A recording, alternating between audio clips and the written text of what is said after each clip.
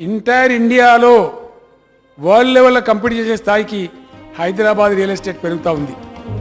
ఎట్లా పెరుగుతుంది అధ్యక్ష? లక్షలాది మంది పొట్టబోసుకుంటా ఉన్నారు, లక్షల కోట్ల పెట్టుబడులు వస్తూ ఉన్నాయి, 50, 60, 70 అంతస్తుల బిల్డింగ్లు వస్తూ ఉన్నాయి. బాంబే తర్వాత సెకండ్ స్కై లైన్ ఎక్కడుంది ఇండియాలో? హైదరాబాద్లో ఉంది అనే పేరు వస్తూ ఉంది. షార్ట్ పీరియడ్లో we may cross even Mumbai also. ఆ రకంగా ముందు పోతా ఉన్నాం. ఆ రకంగా ఇవన్నీ కూడా జరిగినాయి అధ్యక్ష.